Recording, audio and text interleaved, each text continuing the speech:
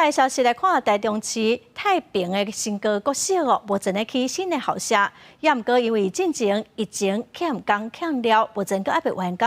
今年有321年级的学生啊，都爱先去北屯的国小来上课。部分的家长讲，因无法度接受，也毋过学校是讲哦，会来开家长说明会，甲家长来沟通。 校舍工程的外口，也阁有墙围啊，甲用价。台中太平的新高国小，因为校舍不足，去年12月动工兴建2期的校舍，原定今年9月完工，但是校方最近通知家长，小于12日班320名新生，新学期要到北屯区的普济国小借教室来上课，两间学校差2.1公里，互真侪家长感觉无方便。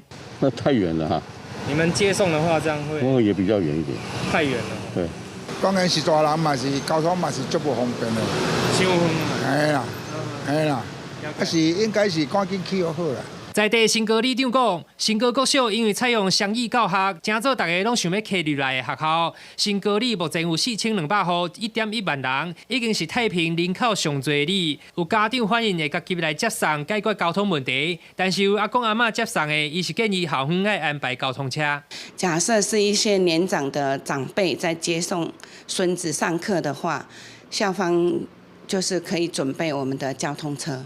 校方表示，主要是因为疫情欠工欠料，造成工期的延迟，而且附近的国小拢已经满啊。敢若也是新校舍的普济国小，会当一届容纳11日班的学生，希望家长会当做阵来度过这个时间。工程呢，最主要是受到这个疫情的影响，然后缺工缺料的状况之下，造成了我们工进的受阻，所以只好不得不的状况之下启动的安置计划。新高国小会伫咧8月5号早起9点召开说明会。 甲家长充分来沟通，原则上会希望新生家长会当家己来接送，若是袂用的会向教育局申请交通车。新校舍是预计要到明年5月底才会完工。